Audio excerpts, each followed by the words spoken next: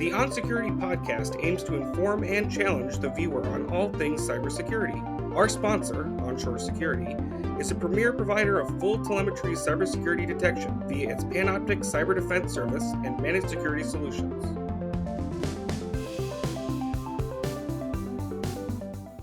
Hello, we're here again for the onShore Security podcast. I am Stel, CEO of onShore Security. And with us today, we have Chris Spankroy from onShore Security, one of the top analysts. Say hi, Chris. Hello, everyone. Hey. And, of course, our producer, Josh Ecklow. Thanks, Josh, for putting it all together. And you see I'm wearing my Blue Team Con t-shirt. And Blue Team Con was awesome. We've already had one podcast about it with my partner, Frank McGovern, who we co-founded it with. And boy, it was kind of cool to not only participate in Blue Team Con and everything, but to actually have an onshore employee, Chris Spankroy, join the CTF. And when I heard he was joining the CTF, I'm like, oh, great, I hate to kind of push people and say, do this, do that, whatever. And, Chris just decided, oh, that's cool. I'll take that initiative. And he won. I mean, come on. Awesome, right? And you got your blue badge for that. Do you have your blue badge with you? I do. It's right over there. If I go off camera for a second, I can grab it. Yeah, grab it. Too cool to miss on that. Having a blue badge at Blue Team Con means that you are admitted for life to Blue Team Con by showing your blue badge. Got a nice frame for it. You go, oh, that's beautiful. Now, be careful because you're going to need to take it out of the frame to go right on it. So, unless you're coming in with a volunteer pass anyways. No, but you have to wear it even if you have another pass for whatever reason because you're one of the cool kids then. Yeah, it's a great honor to have it. And honestly, it's a great culture. And I couldn't be prouder. Whatever. Jumped off the stage, you get photos with Chris as he got awarded the badge and whatnot. So, anyways, thank you, Chris, for really honestly. Thank you for trying. Sure, of course, thanks for winning because it's awesome and it's great for everybody in the morale. But thank you for taking initiative, and that's what I'm really loving about this experience. Yeah, it was a lot of fun. I've always loved playing in CTFs. So when I saw Blue Team Con had one, I was like, yeah, sure, should give it a shot. And think about the challenge there is for the organization like Blue Team Con. We want to really keep it Blue Team. And, in fact, I know the DEF CON Blue Team Village people are helping us now, too, because they're all realizing that's the majority of the work we do and the work we have to do going forward. And so let's focus on it. I love all the awesome cons that are all around. But we needed to have this focus, too. So, and there's a challenge to make the CTF reflect something like that. So tell us a little bit about it. You mentioned a few things to me prior that you really loved about it.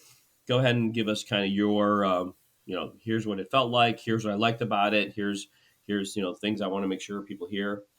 Yeah. So one of the special things about Blue Team Con CTF, which if you don't know was called Last Minute CTF.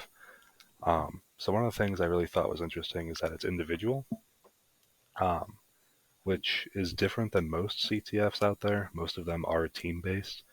And most of them, as an addition to that, don't have a limit on team sizes until you get higher up in ranked CTFs and things like that. So you could have one individual going up against a team of 20, 30, 40 people who are all working together to solve these challenges. And as the individual, you don't really stand a chance against a whole team of those people, right? So it was nice to see in Last Minute CTF that it was individual. It gives each person a chance to actually, it gives them a shot at performing well in the competition. And specifically, Last Minute CTF was targeted towards beginners. So having that chance to perform well is really important to beginners in the field. As opposed to if you have, someone who's been to DEF CON 10 times, they could speed through all these challenges, and a beginner would never have a chance of beating them. So it was really nice to see. And that's what makes Last Minute CTF unique. Oh, yeah, that's definitely not typical. But that said, I'm sure most people who are listening to a podcast like this realize when you choose to do a CTF, you're pretty much choosing to not participate in the conference overall too much, like what you're doing. Am I right? I mean, how is that was like that for you? There's a balance there. I did make an effort to go to a couple different talks. Um, and for the most part, working overnight on the CTF was also an option, which I did use. But also, what some conferences do is they only allow the CTF for a couple hours throughout the day. So they have, they kind of force participants to go to talks instead of just spend the whole time working on the CTF. Yeah, Which that's I a do agree with, because the CTF shouldn't be your entire experience at the conference, which it could be if you're into that, but I think there's value in attending the talks as well. Yeah, I think there's got to be some smarter way to manage that. I mean, I appreciate those, various ways that people have managed it. I mean, we and a lot was discussed at the advisory board level. But anyways, we'll keep evolving and keep developing it, and getting that feedback from you, from our audience, anybody who always is going to help. Um, but that's one thing a team does is allow people to tag team and not miss so much of the conference. That was Right. kind of what I'm getting at with that too. Um, but it is still exciting and kind of a source of pride, kind of proving your skills. Honing your skills, but more proving your skills. Um, and I know some people talked about it at the unconference too. I don't know, did you attend that part at all? Or I did support? attend a couple talks later in the night when I needed a break from the CTF. Awesome. Yeah. Yeah. No, that, and those are the ways to manage it. So now, tell me if you, I mean, what's the excitement for you? Is it like it's this showing your skills, being competitive, just enjoying it? Are you like one of these people that just like always was a problem solver your whole life and like you just can't like sleep till you solve that puzzle? I mean, what are the different? Tell me a little bit about your motivations and your excitement. Yeah, so I started playing CTFs back when I was at Purdue, majoring in cybersecurity. And so they had a club there it was mostly computer science majors with a security focus. Mhm. But there were a bunch of people in there, and what they would do is we'd meet every week, and there's a new CTF happening every weekend, and we would just play those and see how we did. Um, Mhm. so that was a lot of fun. Going through a whole challenge can be interesting. You're just learning new things, and it helps expand your knowledge. Um, Mhm. and then the really cool part is at the end, once you finally get the flag, that's a great feeling knowing that you researched this whole topic, you worked your way through the challenge, and at the end you get the flag, which is proof that you know what you're doing, at least for that challenge. And that feeling at the end is great, and that's why I do it. Well, I guess it's that combo. You can't rely on delayed gratification because it's too much and it's too much work and it's too Yeah. difficult. You have to really enjoy doing it too. So, Mhm. well, Yeah, there's definitely challenges that you'll put hours into, and you'll just get absolutely nowhere. So that is a bit discouraging to put hours of work into this challenge, and you're like, I still have no idea how to solve this. um, so if that happens, then you move on to a different challenge, take a break. There's a lot of ways around that.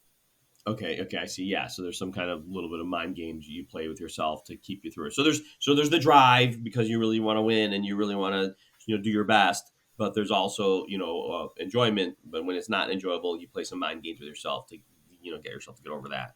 Right. So these are kind of tactical things. Maybe you learned having done some CTF before, and that's something I think people need to take away. Say oh I build up that kind of like test taking skill set, whatever. But what about the actual content? Do you feel like there's any preparation for that? Is doing other CTFs help you with doing other CTFs in the content aspect Absolutely. of it? Absolutely. So a lot of kind of general topics are reused from CTF to CTF. Yeah. So say you're doing a web challenge that has you do some kind of SQL injection attack, and that's obviously not related to Blue Team Con. That's a Yeah. different CTF. But you'll see SQL injection reused over and over again between CTFs. Um, so if you have performed or participated in a challenge before that use SQL injection, you can use that knowledge with the new one as well. And what a lot of people do is they have like a whole folder on their computer that's just scripts and resources for CTFs that they can Oh use no. from time to time. Right. Is that fair? Uh, Depends how you look at it, I guess. I mean, maybe that needs to be a rule and something like you come scratch, like maybe you can't use your laptop. You have to kind of they give you like a whatever a shell somewhere Yeah, and I've seen that a few times. They just give you a basic machine that you have to use for everything. I mean, there's just a different kind of contest then. Really, it's just Yeah, that's cool. And also like bring your own toolbox. That's cool too because I guess that also tests for who's resourceful, who's knows how to prepare and equip themselves and whatnot. Yeah, I think all of the above. Yeah, yeah. awesome, awesome. What about it? Academic? What about your academic background? I mean, do you think schooling, particularly in CS or cybersecurity? Wow, there's those actually have the same acronym, right? CS They could do. be science or Confusing sometimes. Yeah, so in CS or in CS, that informs you at all with the kind of skill set you need to win the contest. And and actually, a similar question is how overlapping is it with the skill set you need to do the work? Because you're not a student anymore; you're a practitioner and a good one. And can you draw some lines between those? yeah. So I should start from the beginning here. I spent 2 years at the University of Illinois in Urbana-Champaign studying computer science, and then I ended up transferring to Purdue for 2 years, and I majored in cybersecurity there. And for the most part, I didn't see a whole lot of overlap with um, what we were learning in class versus what you need to do in the CTF. Um, and which I guess makes some sense because the major isn't teaching you how to play CTFs, right? It has a different focus. Sure. Yeah. Um, so with computer science at U of I, um, that was more, just how to write software was the main focus of that, while the main focus of cybersecurity at Purdue was more focused on IT and things like how do you stand up a whole Active Directory environment and a mail server and Exchange and all that. And then eventually, towards the end of the program, you do get towards securing it, how to secure that whole environment with firewalls and all that jazz. But as it relates to CTFs, there actually isn't a whole lot of overlap in there. So that's why the club at Purdue was nice because they would have training sessions for newer people to go over different topics. Um, but so a lot of the things you see in a CTF are things like, at least in a typical CTF, you see things like buffer overflows and how to exploit those. With last minute CTF specifically, it was more like forensics in images, forensics in executable files. Um, and at least with my experience, they didn't teach a whole lot of that in school. That's interesting. What about overlap with work? Overlap with work, there is definitely some more there. One of the ones that comes to the top of my head is packet captures in last minute CTF. So trying to find a flag in those packet captures is absolutely relevant to at least my day-to-day job as a security analyst because we're going through packet captures all the time, trying to identify traffic, see if anything's hidden in there. So packet captures absolutely, I think, are applicable to both. Wow, I always feel bad for academics being and I'm a whole generation older than you, so having seen computer science evolve in academics.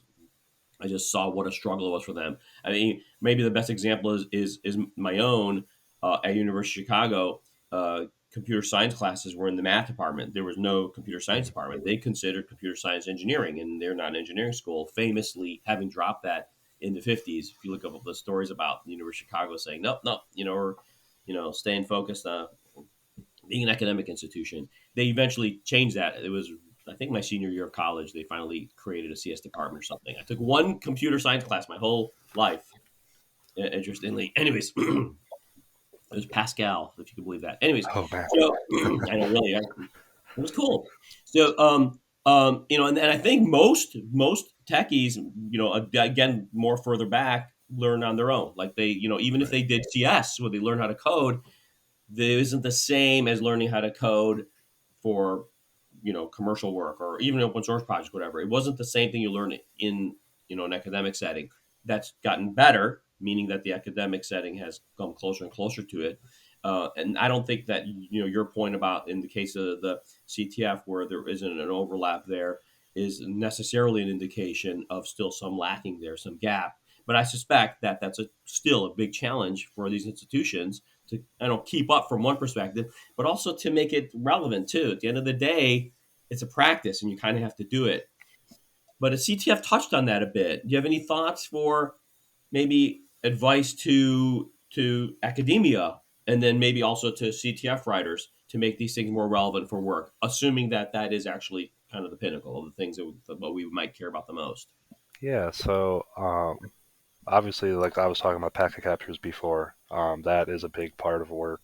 And there's a ton of other challenges you could do that are also more applicable to work environments. So I'm familiar with like Elastic-Stack, so with Kibana and Elasticsearch and all of that. Um, I've actually seen one, I think it was one CTF that actually was completely hosted inside an elk stack. So you'd be searching through all these logs in Kibana, for example. And you would have to piece all that together, and you would end up finding a flag at the end of that. Mm. And there were a bunch of them. So you'd have SMTP logs or DNS logs or HTTP logs or any of that. And once you've worked through it, you get the flag at the end, and that is very, very relevant to a security analyst's day job. But that was also a very unique CTF, and I've never seen that anywhere else. Um, so I think there's definitely new categories that could be added to CTFs that would make them more relevant to a person's day-to-day work job. But the existing categories, which if you're not familiar, are things like crypto, reverse engineering, pwn. There's usually a miscellaneous category. Right. Those are also relevant to different jobs. Say if you're a security researcher or some kind of reverse engineer, then those existing challenges are relevant to you. So I guess it also depends on the job that you have. Well, I'm thinking now, maybe as blue teamers, we kind of have I don't want to necessarily call it an advantage, kind of like the advantage we have as blue teamers when an attacker finally gets in, we have the advantage that they're in our environment and we have, tripwires and controls, etc. But maybe it's similar, but that we have an advantage in that we have, a tool set that we use and learning to use that tool set that's been matured, that's been thought through to be applicable to our detection and protection efforts. Then we could focusing on that tool set actually is relevant and valuable and becoming very good at that, rather than the red team thinking, which is think out of the box, come up with whatever stuff, keep trying out kind of different tools, whatnot. Not Right. that is a relevant tool, but it's relevant to red teaming. Mm. So in a way, blue teaming is kind of like, I mean, I made this joke probably 3 times already in this other podcast episodes about how security is more like accounting than it is like firefighting. And I think you know what I mean by that. So wow, and at CornCon, their CTF was, and I didn't attend it or check it out too closely, but it was notable that CoreLight, which is a company that makes a Zeek based sensor like our sensor. We also do Suricata and Prads and other things on there too. But Zeek is a core part of our sensor. They did a Zeek focused CTF. So Oh, I cool. don't know if you only use Zeek or what, but think about it. Like every vendor who produces a, whatever relevant product, I challenge them now. I challenge you vendors out there, for part of your marketing effort to make a CTF, offer it for free to cons for people to be prepared for and whatnot, and learn to use your tools. And they see how powerful they are, of course, they prepare for them, but especially to highlight the people who become very capable at it and the companies who are leveraging them well. So I'm going to think a lot about that. Maybe we get Elastic. I mean, we're very close with Elastic, as you can imagine, and ask them to help us, or if better if they do it, make a CTF that's all in Elastic. And we certainly have a lot to say about that. That is a little epiphany for me. Thank you, Yeah, Chris. that'd But be a great idea. Yeah. I remember that at Quarantine, and I was like, "That's a cool thing," and it kind of wasn't really putting together about how that potential of it. But that's the thing, the real world work that matters, and it's very hard for academia to do that well. They're doing it better and better. It's Khan's certainly doing it as just kind of an indicator. At the end of the day, we need people to go ahead and work with their hands in there and develop the skill set and whatnot for more than just kind of the test tactics. Not that it's not bad, do test tactics. Awesome. Well, it's really enlightening to share this experience with you, Chris. Anything else you'd like to say about your experience, or some of these? I get into bigger topics right away, right? What do we do with cons and CTFs and cons, and I assume you will be participating next year. I would love to. Yeah. Yeah, so I just wanted to say I think CTFs are a great resource at learning new things, which is, as you know, very important in this industry, is staying on top of new things, Yeah. which are introduced all the time in new challenges in CTFs. Um, so I love playing CTFs, and I know a lot of my friends, and a lot of other people in the industry love playing them as well. Um, and they're fantastic for learning new things. So I just want to say that. Yeah. Well, thank you. Congratulations one more time for winning the Blue Team Con last minute CTF 2022. 2023, I don't know yet what we're going to be doing, but we've been looking at exploring some options. This feedback is going to be well received. Uh, Thank you again to Josh, our producer, for keeping us together. And I guess we'll see you all next time on the onShore onSecurity podcast.